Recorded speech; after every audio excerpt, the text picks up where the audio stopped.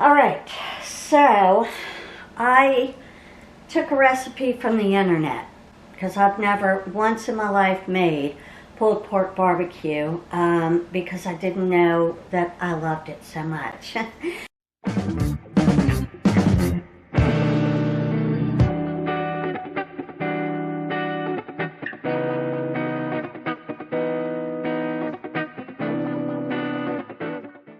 But I had it at the fair, and they took it and they put it over macaroni and cheese. And I said, if I took this and I put it over my homemade mac and cheese, never gonna lose weight. Okay. So I have about a 2.5 pound pork picnic. Wait up. Pork picnic. That all over the floor. Pork shoulder picnic roast. Okay, done like that. I don't think you can add that. To that, I just added 1 tablespoon of brown sugar. I've added 1/8 of a cup of apple cider vinegar, 1/4 cup plus 2 tablespoons of water, 1 tablespoon of liquid smoke, and I'm getting ready to add all of my seasonings on top of the meat: pepper, garlic, onion, paprika, salt, that type of thing. I have it on low for 7 hours and 30 minutes. I slept later than I wanted to, and I thought allowing myself to go to sleep when my body said it was time, that would be good. Apparently my body was saying, you're falling asleep watching YouTube because you're extremely exhausted and you need like 11 hours of sleep.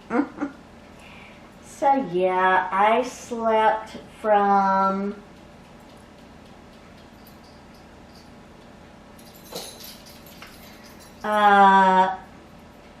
basically 8 o'clock last night till 9 o'clock this morning. That's how bad my week was.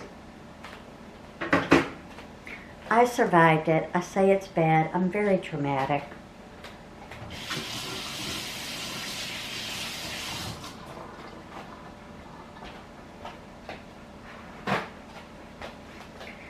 The week overall was not bad. I just was not prepared because of lack of communication. I would ask for help and, told to make a checklist. Just some things, okay? So, yeah. That was last week. This is a new week.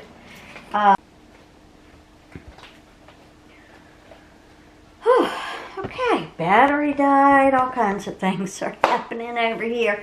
Alright, so, I added pepper, I added a little bit of garlic. I'm now adding my minced onions that I love.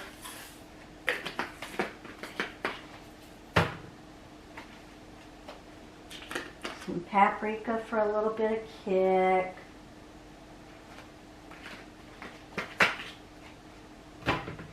Alright, I'll show you what it looks like.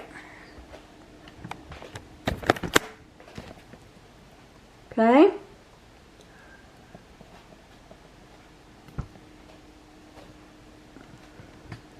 So, after 7 hours, when I can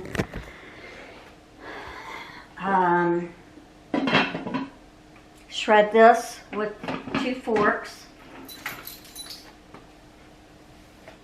I am going to probably take it out of the crock pot and put it into a bowl, shred it real good, see if I need to get rid of the excess. Figure that out, put the barbecue back in, and then add most of this bottle. Maybe half, we'll see. It's just going to be eyeball. Like I've said before, I cook by smell, so, first time making it, I'll pretty much follow the recipe that I found. I've already altered I've already altered it because I added the liquid smoke, but anywhere that I read said just add a tablespoon to your pulled pork, and that's fine. That's what we're doing. So we're going to let that simmer, and I'm going to go have a cup of coffee and then do some cleaning.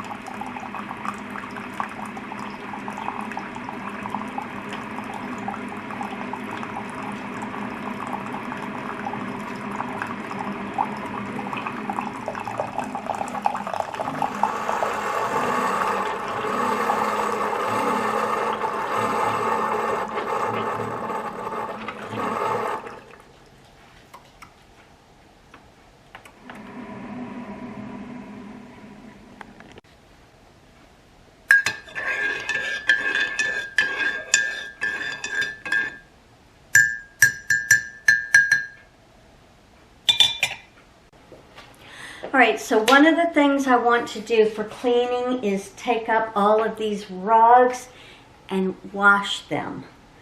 And then while they're up, I can just do the whole floor and not have to work around rugs and know that every speck of my floor is clean. Alright, let's go. As usual, I am starting in the bar area. And I'm just going to show you a few of the spaces because you've seen me do this 100 times. But what I did want to share with you is the fact that I do not have my favorite floor cleaner. It's just the Swiffer Wet Jet wood floor cleaner that dries fast. And so I kind of made my own, which is, or was,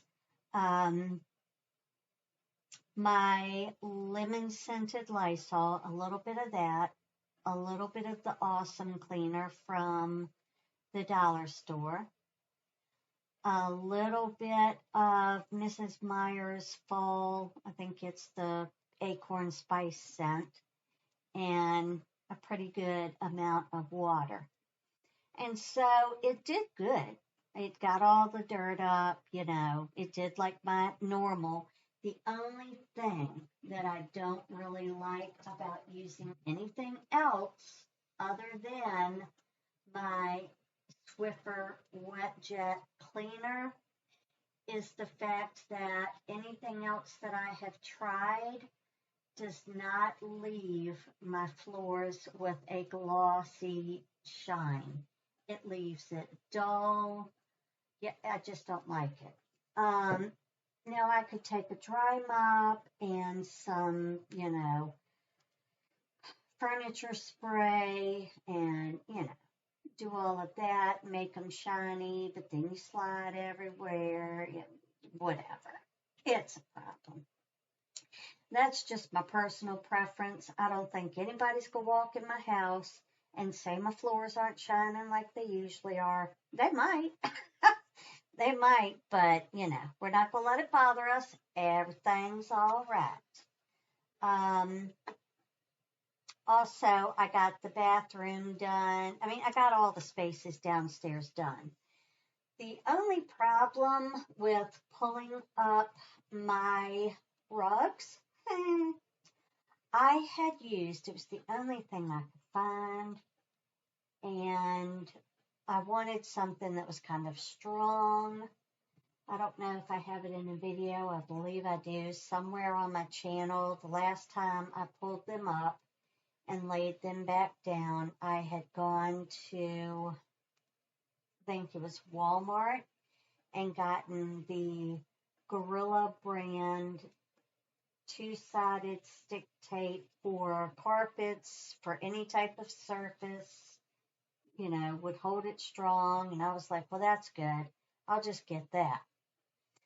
And it's worked wonders. My carpets have not moved. And when I pulled them up, they were well stuck to the upper sticky side of the two-sided tape. So that was a little bit of a workout for the arms. And I thought, okay, cool. But then here's the problem. The people that lived here before me put in the ever popular laminated vinyl plank flooring. It's Pergo, and it's very nice. It was from Home Depot. I love the way it looks. It's shiny. It's awesome. The only the only problem that I've had is when the cat gets mad and gets up on something and decides to knock things off of, say, that shelf area that I like to decorate for the seasons. Yeah, the laminate on it is so thin that it will poke holes in it or gouge out a huge chunk of, because all it is a very thin layer of the wood laminate, and underneath of that is particle board. So if I get a nick in it and then I go over it with my wet mop, it just swells and pops up and looks horrible because it's just that particle board underneath. That is why I want to get these floors redone. I want to find waterproof flooring that I can put down and have plenty of time, or plenty of, I don't know, protectant, sealant, to where if the cat knocks things over, it's not going to nick. If I use water-based floor cleaner, it's not going to damage it. If the dog pees on it, I can mop it up. Everything's fine. You know, just the normal stuff. But it's very expensive. So I think what I'm going to do is this spring start looking at the prices and just start on the upstairs and then see where we go from there. All right, I'm going to start the macaroni and cheese. I do want to say that I did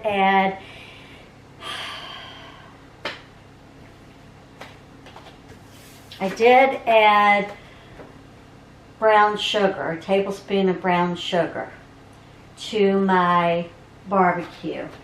For some reason, I keep turning my camera off when I think I'm turning it on.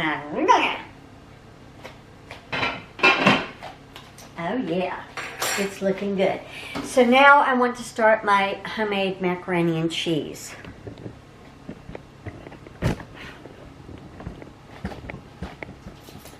All right, so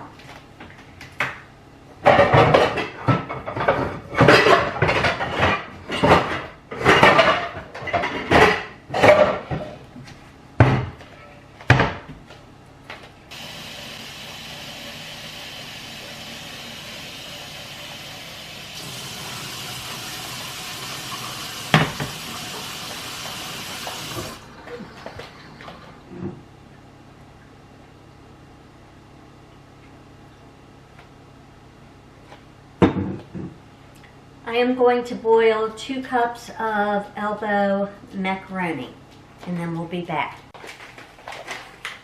All right, so I added my noodles to the water. I do have some baby lima beans that I'm going to make with dinner, but I'm just going to let those sit right there for now since we have a few hours. And while this allergies. While this is cooking, I'm going to prep the cheese.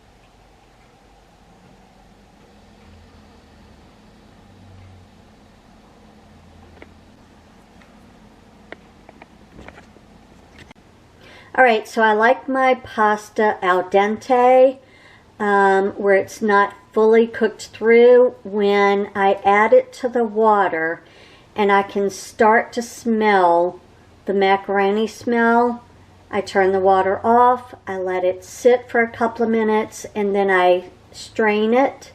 And I'll let this sit over here until I create my cheese mixture. Alright, so to make the cheese sauce, it's a 1/4 cup of butter or margarine, whatever you want. I have a little extra because I really like butter. Alright, so it's that.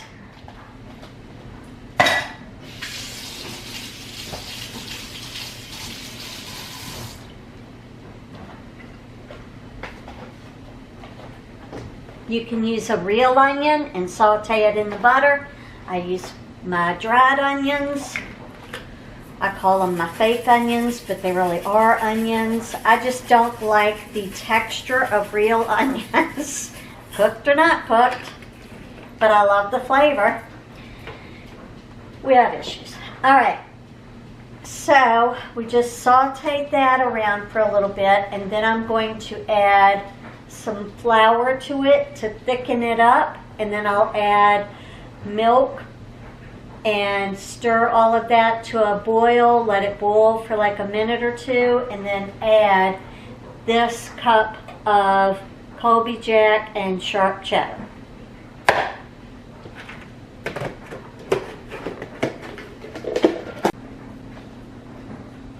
Where did my 1/4 cup go? Okay.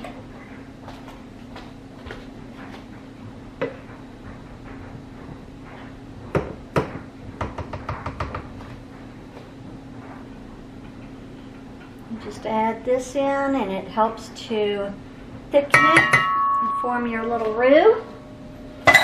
Your little roux.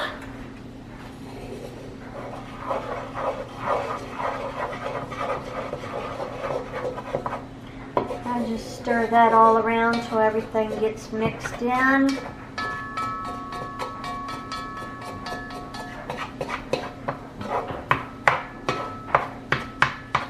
It looks quite pasty at this point, but that's fine. No problem with that. I'm going to add 1 3/4 cups of milk to that.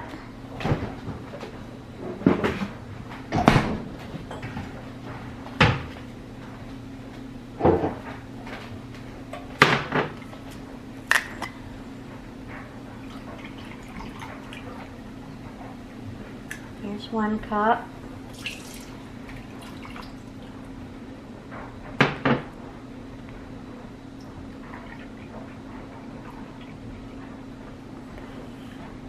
Here's 3/4 of a cup.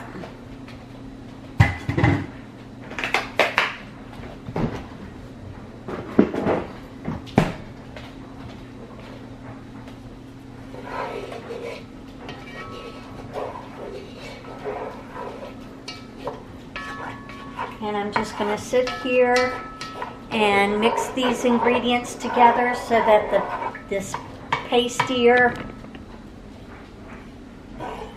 clumps of flour and onion and spices kind of dissolves into that milk, and then it thickens. And then I will add the 1 cup of cheese.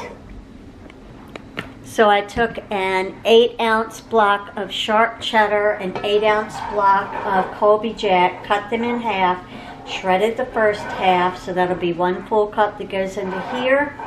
And then once this mixture with the cheese is all melted and creamy, I add the macaroni noodles, mix those in real well.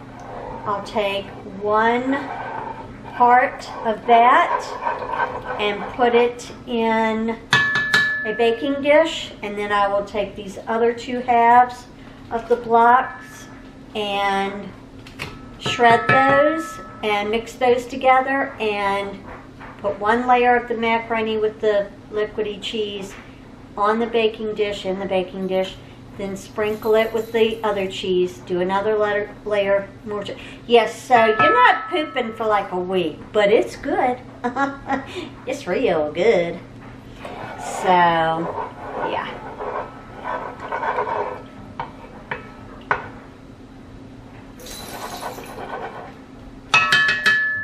All right, so I'll be back when we start adding the cheese, and I'll show you what that looks like.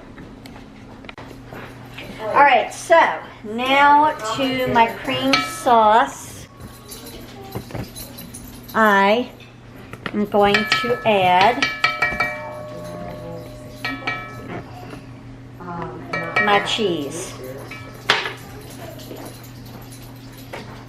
Baby, don't touch, don't touch. Only look. Oh, sorry. Oh, she's fine. Oh, yeah. People have to know that I have people in the house. All right. She lost her.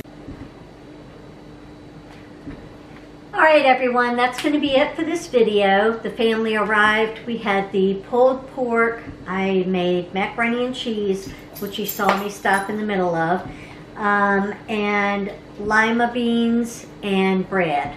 And everybody liked it. It was a hit. So I hope that you enjoyed this video. If you did, give it a big thumbs up. Also, if you haven't already, please hit subscribe. I love gaining new friends. And until the next one, I'll see you then. Bye.